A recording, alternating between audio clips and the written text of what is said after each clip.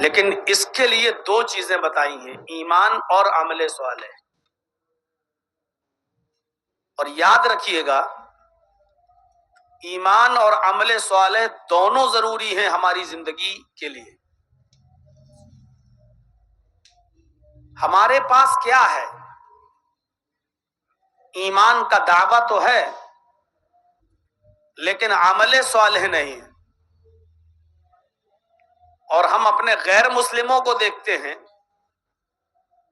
ان کے پاس اچھے عمل بہت ہیں لیکن ان کے پاس ایمان نہیں.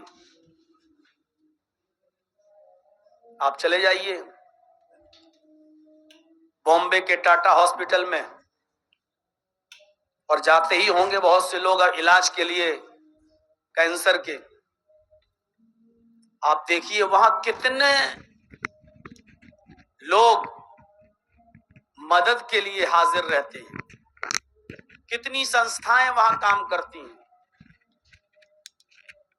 کوئی ٹرک بھر کے کھانا لا رہا ہے، مریضوں کو دے رہا ہے.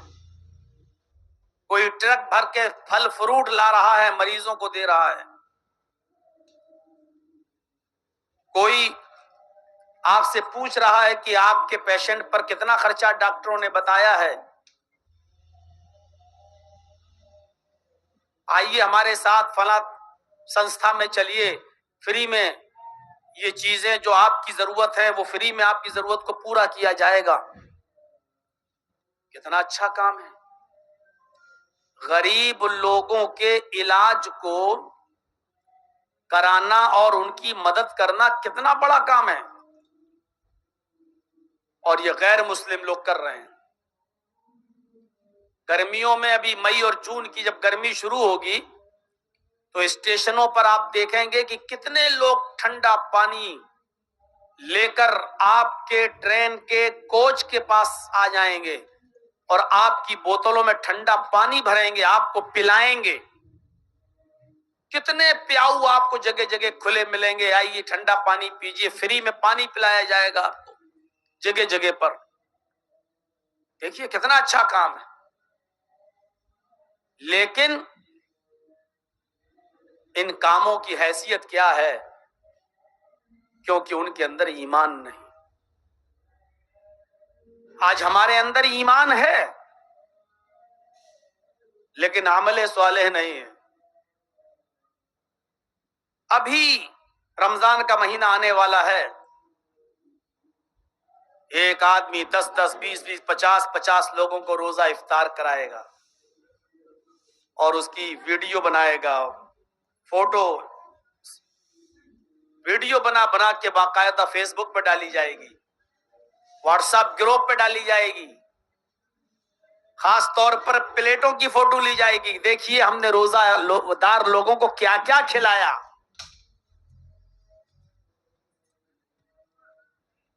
عمل تو ہے لیکن عمل صالح نہیں. ابھی کسی کو حج یا عمرے کی پرمیشن مل جائے اور چلا جائے عمرہ کرنے، خانہ کعبہ کے سامنے کھڑے ہو کر سیلفی لے گا، فوٹو کھینچے گا اور واٹس ایپ پہ ڈالے گا، فیس بک پہ ڈالے گا. اور گھڑیال کے آنسو بہاتے ہوئے کیا لکھے گا فیس بک پر معلوم؟ اللہ نے مجھے عمرے کی توفیق دی ہے، دعا کیجیے اللہ تعالیٰ سے اللہ میرے عمرے کو قبول فرمائے.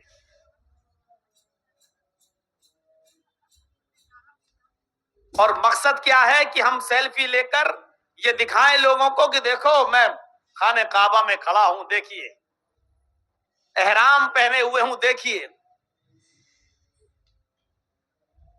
قربانی آئی، بکرا لیا، بکرے کا فوٹو کھینچا، ڈال دیا فیس بک پر، واٹس ایپ گروپ میں. صاحب اللہ نے مجھے توفیق دی ہے، 25,000 کا میں نے بکرا خریدا ہے، دعا کیجیے اللہ ہماری قربانی کو قبول فرمائے. آج ہمارے پاس ایمان ہے لیکن عمل صالح نہیں.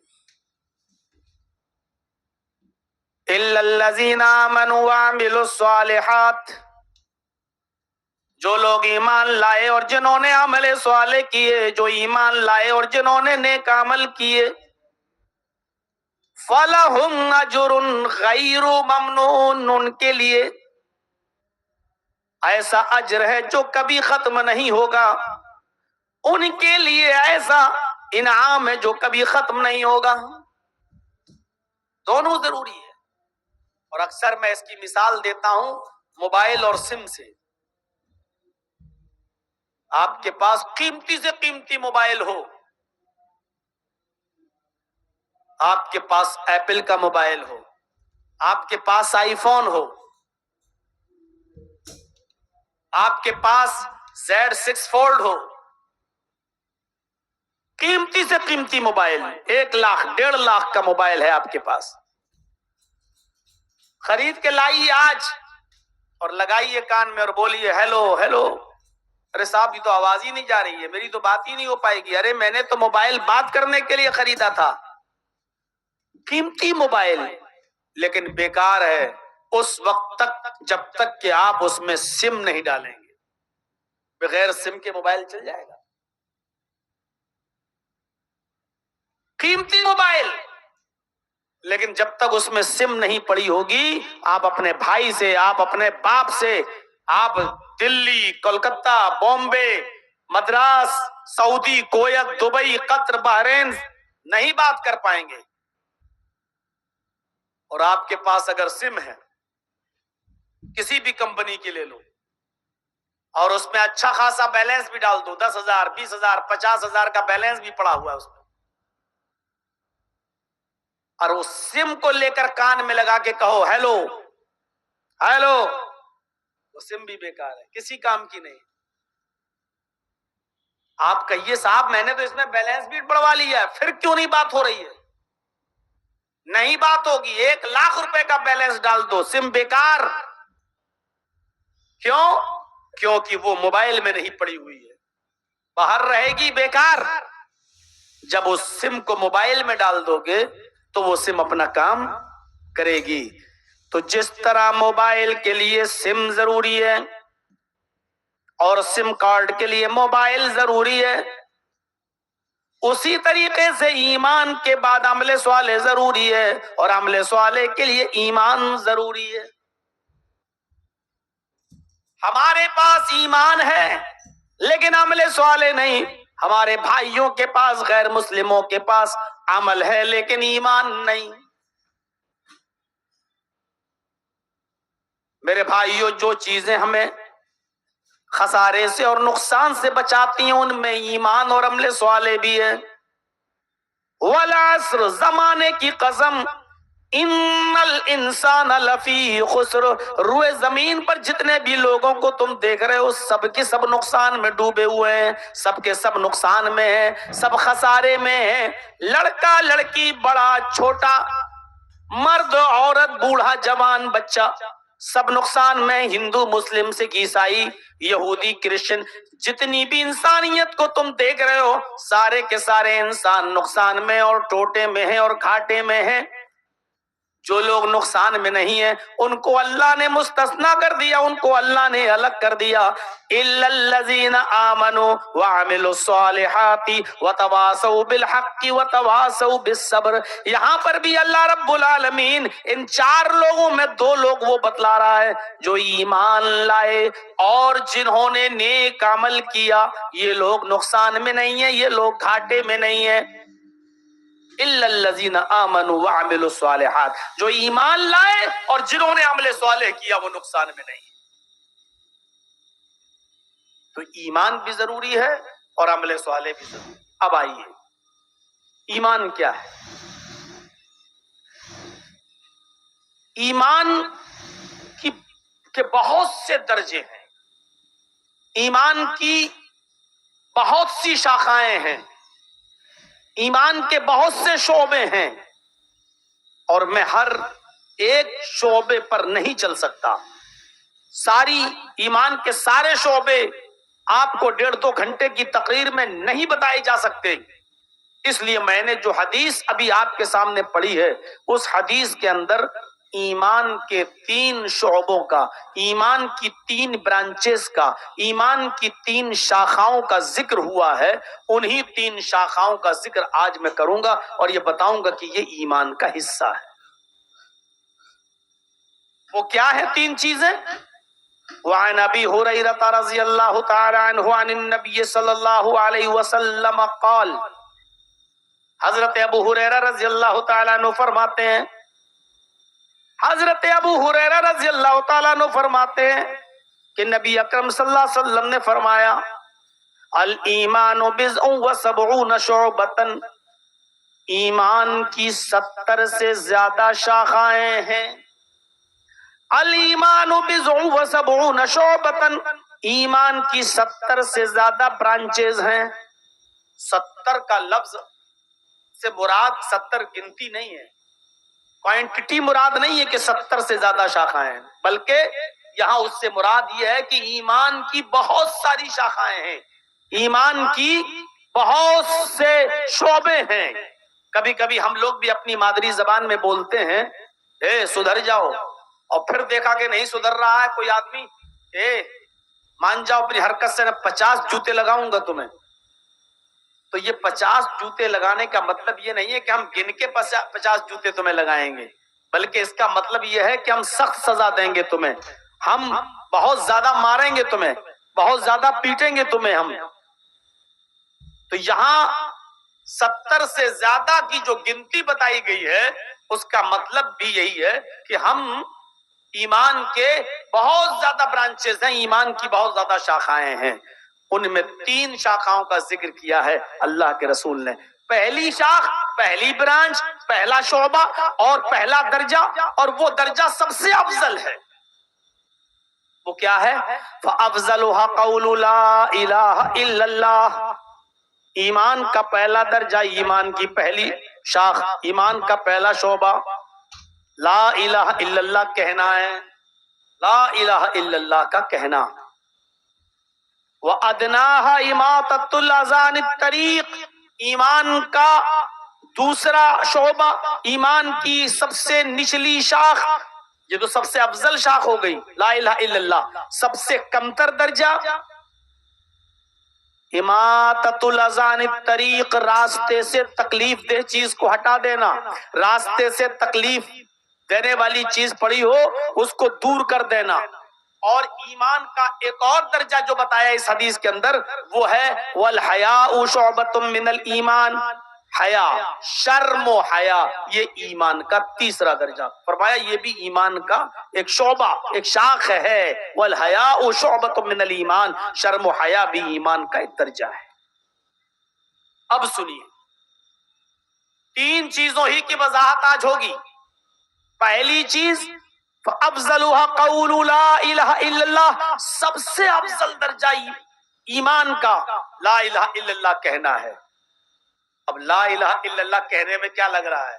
لا الہ الا اللہ لو بس سب سے افضل ایمان مل گیا، سب سے افضل اور اعلیٰ درجہ حاصل ہو گیا؟ نہیں، لا الہ الا اللہ کہنے کا مطلب یہ ہے کہ لا الہ الا اللہ اپنے اندر جو تقاضے رکھتا ہے، آپ سے جو مطالبات ہیں اس کو پورا کرنا، یہ ہے لا الہ الا اللہ کہنے کا مطلب۔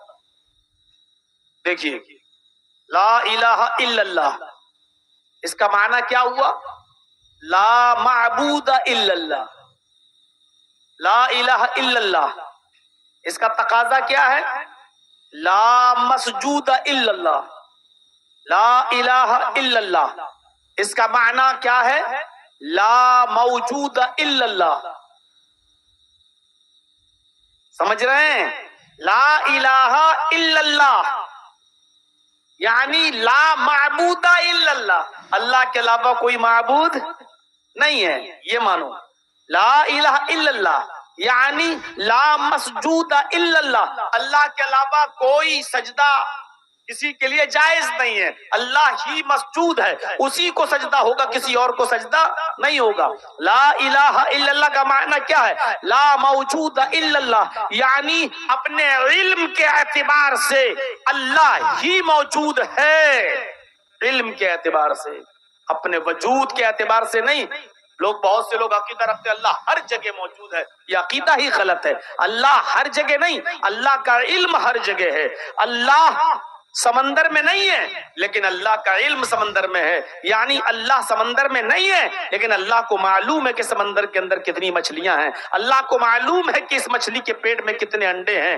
میرے بھائیوں، اسی طریقے سے اللہ نالیوں میں نہیں ہے لیکن نالیوں میں کیا پڑا ہے یہ اللہ کو معلوم ہے، اللہ لیٹرین میں نہیں ہے لیکن اللہ کو معلوم ہے کہ لیٹرین کے اندر کیا ہے۔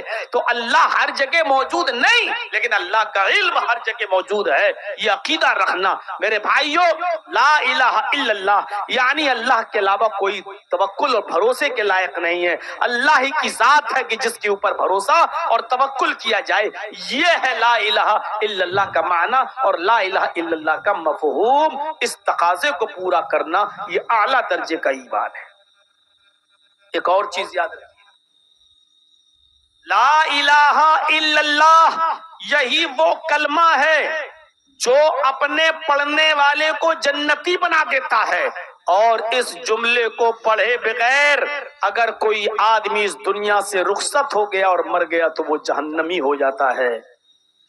ایک انسان، ایک شخص زندگی بھر کفر و شرک کرتا رہا، 70 سال اور 80 سال کی عمر اس نے کفر اور شرک میں گزار دی، لیکن مرنے سے پہلے اس کو اللہ نے توفیق دے دی اور اس نے کلمہ پڑھ لیا، لا الہ الا اللہ، اس کلمے کا اقرار کر لیا اور مر گیا، تو یہ انسان جنت میں چلا گیا۔ سوچئے، یہ 80 سال کا بوڑھا آدمی اگر یہ کلمہ نہیں پڑھتا تو کہاں جاتا؟ شرک اور گناہ اور کفر کی دلدل میں پھنسا ہوا تھا، اگر یہ کلمہ نہ پڑھتا تو کہاں جاتا؟ 80 سال تک گناہ کرتا رہا، لیکن گناہ شرک کرتا رہا، اور شرک کرنے کے بعد جب توفیق ملی تو مرنے سے ایک دن پہلے یا مرنے والے دن اس نے کہہ دیا، اشہد ان لا الہ الا اللہ، اللہ میں بہت گناہ گار تھا، ہمیں معاف کر دے، تیرے علاوہ کوئی معبود نہیں۔ اس نے اقرار کیا اور اس کے بعد میں وہ مر گیا، جنت کا مستحق ہو گیا۔ کیوں؟ ان الاسلام یہدم ما کان قبلہ، اسلام لانے کے بعد اس نے اب تک جتنے بھی گناہ کیے سارے کے سارے گناہ معاف ہو گئے، اسلام لانے کے بعد اس نے جتنے بھی گناہ کیے سارے کے سارے گناہ مٹا دیے گئے۔ تو وہ آدمی جس نے کلمہ پڑھا اس کے سارے گناہ مٹ گئے، اب یہ آدمی جنت کا مستحق ہو گیا۔ اگر کلمہ نہ پڑھتا تو جہنم میں جاتا، کلمہ پڑھ لیا تو کہاں گیا؟ جنت کے اندر چلا گیا۔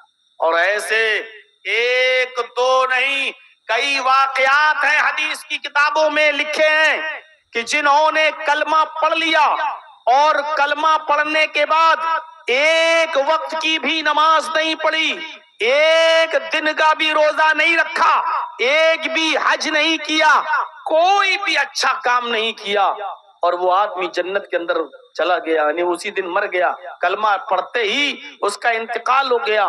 انتقال، کلمہ پڑھنے کے بعد نماز کا وقت ہی نہیں آیا کہ وہ نماز پڑھ لیتا، رمضان کا مہینہ بھی نہیں آیا کہ وہ روزہ رکھ لیتا، حج کا سیزن بھی نہیں آیا کہ وہ حج کر لیتا، زندگی بھر گناہ کرتا رہا، کلمہ پڑھا، میرے بھائی، اور اسلام کا مستحق ہو گیا، اس لیے کہ اس کو نماز کا موقع ہی نہیں ملا، روزہ رکھنے کا ٹائم ہی نہیں ملا۔ آئیے میں آپ کو ایک واقعے کی طرف لے کے چلنا چاہتا ہوں، صحیح بخاری کے اندر وہ واقعہ درج ہے، جب اللہ کے نبی جناب محمد رسول اللہ صلی اللہ علیہ وسلم نے خیبر کا محاصرہ کر لیا۔ خیبر ایک قلعہ تھا، اس قلعے کے اندر یہودی رہا کرتے تھے۔ جب محمد رسول اللہ صلی اللہ علیہ وسلم نے خیبر کا محاصرہ کر لیا اور چاروں طرف سے آپ اور آپ کے صحابہ نے خیبر کو گھیر لیا، اس وقت خیبر کا ایک یہودی جو بکریوں کا چرانے والا تھا، وہ کسی جنگل میں بکریوں کو چرانے کے لیے گیا ہوا تھا، جس کا نام اسود تھا، اس کا نام اسود تھا۔ وہ بکریوں کو چرانے کے لیے گیا ہوا تھا، جب وہ بکریاں لے کر آیا تو اس نے کیا دیکھا؟ اس نے دیکھا کہ چاروں طرف سے خیبر کو گھیر لیا گیا ہے، محمد اور اس کے ساتھیوں نے خیبر کو، اس قلعے کو چاروں طرف سے گھیر لیا ہے۔ تو صحابہ سے پوچھنے لگا کہ تمہارے نبی کہاں ہیں؟ محمد رسول اللہ صلی اللہ علیہ وسلم۔ وہ یہودی اسود پوچھ رہا ہے. صحابہ نے کہا کہ وہ خیمہ لگا ہوا ہے، پردہ دیکھ رہے ہو نا، اس پردے کو ہٹانا، تمہیں محمد رسول اللہ دکھ جائیں گے. اس کے ذہن میں یہ تصور تھا کہ محمد رسول اللہ جن کے صحابہ بہت عزت کرتے ہیں، کئی باڈی گارڈ ہوں گے محمد رسول اللہ کے پاس، ایک اعلیٰ قالین بچھی ہوگی، بڑی عزت کے ساتھ بیٹھے ہوں گے، چاروں طرف ان کے باڈی گارڈ ہوں گے. اسود یہی تصور کرتا تھا کہ محمد رسول اللہ صلی اللہ علیہ وسلم کی کیفیت یہی ہوگی. جب وہ خیمے کی طرف آگے بڑھتا ہے، جب وہ آگے کی طرف جاتا ہے اور پردہ ہٹاتا ہے تو کیا دیکھتا ہے کہ محمد رسول اللہ صلی اللہ علیہ وسلم کچی زمین پر ایک چٹائی بچھا کر اسی کے اوپر بیٹھے ہوئے ہیں. کچی زمین پر، جیسے یہی آپ لوگوں کی جو کچی زمین ہے، ایسی کچے فرش پر، کچی زمین کے اوپر کھجور کے پتوں کی چٹائی بچھا کر اسی کے اوپر بیٹھے ہوئے ہیں. وہ لوٹ کر صحابہ کے پاس آیا اور کہنے لگا کہ تم نے کس آدمی کے پاس مجھے بھیجا ہے؟ مجھے کسی معمولی آدمی سے نہیں، مجھے تمہارے نبی جناب محمد رسول اللہ صلی اللہ علیہ وسلم سے ملنا ہے. فرمایا بھائی اس خیمے میں محمد رسول اللہ ہی ہیں، جاؤ ملو. اسود اب خیمے کا پردہ ہٹاتا ہے اور محمد رسول اللہ سے عرض کرتا ہے کہ میں اسود ہوں، اسی قلعے کا رہنے والا ہوں جس قلعے کو آپ اور آپ کے صحابہ نے چاروں طرف سے گھیر لیا ہے. آپ سے کچھ بات کرنے کے لیے میں آیا ہوں. آپ نے ان کو اندر آنے کی اجازت دی. آؤ. جب اندر گئے، اسود جب اندر گیا تو اللہ کے نبی نے اس کو کہا بیٹھ جاؤ چٹائی پر. جب وہ بیٹھ گیا تو آپ نے کہا بتاؤ اسود کیسے آنا ہوا تمہارا؟ کہا کہ میں کیا حقیقت میں محمد رسول اللہ سے مل رہا ہوں؟ فرمایا جی میں ہی محمد ہوں، عبداللہ کا بیٹا ہوں اور اللہ کا رسول ہوں، لہٰذا میں ہی محمد ابن عبداللہ ہوں اور میں محمد رسول اللہ بھی ہوں. کہا کہ آپ کی دعوت کیا ہے؟ کس چیز کا پیغام دیتے ہیں آپ کی تعلیم کیا ہے؟ آپ کا مشن کیا ہے؟ آپ کی دعوت کیا ہے؟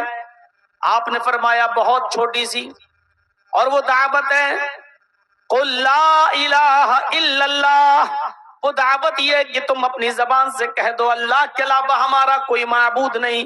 تم کہہ دو لا الہ الا اللہ، بس یہی ہماری دعوت ہے، لا الہ الا اللہ کی طرف لوگوں کو بلانا.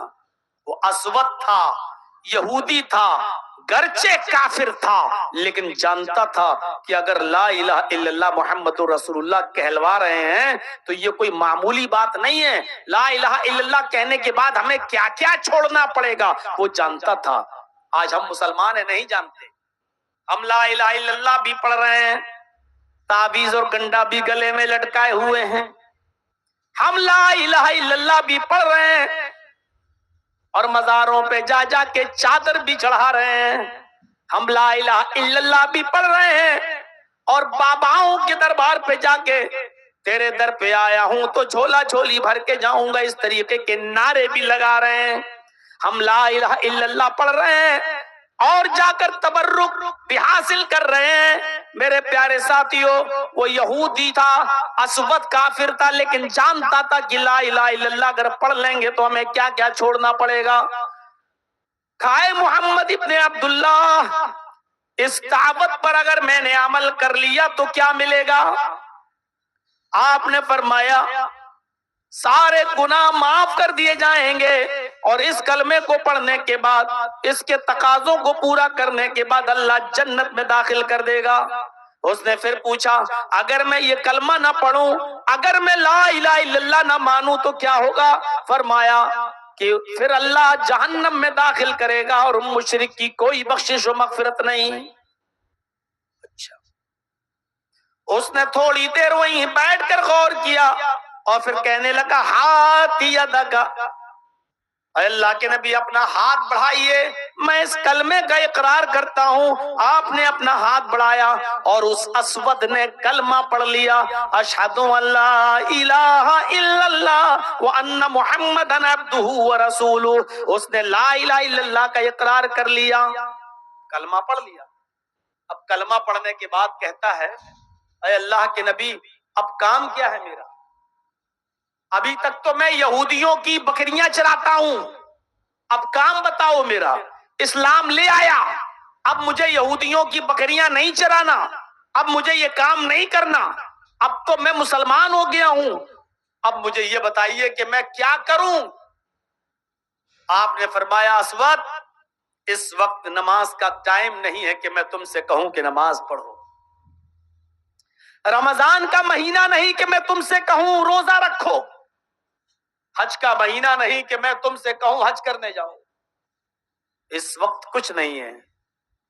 ہاں فلاں بستی میں جاؤ، لوگ جہاد کر رہے ہیں، ہمارے صحابہ کافروں سے لڑ رہے ہیں، ہم نے ان کو بھیجا ہے، تم بھی جاؤ اور جہاد میں شامل ہو جاؤ۔ اس نے تلوار لی، کہا ٹھیک ہے میں جاتا ہوں۔ اے اللہ کے نبی اگر میں میدان جہاد میں گیا، اگر میں زندہ واپس آ گیا تو فرمایا غازی کہلاؤ گے۔ کہا اللہ کے نبی اگر میدان جہاد میں گیا اور مار ڈالا گیا، قتل کر دیا گیا تو آپ نے فرمایا لکل جنہ، پھر تیرے لیے جنت ہے۔ کہا ٹھیک ہے میں جا رہا ہوں، ان بکریوں کا کیا کروں؟ آپ نے فرمایا یہ بکریاں تم چراتے ہو؟ بولے جی۔ کس کی ہے؟ یہودیوں کی ہیں۔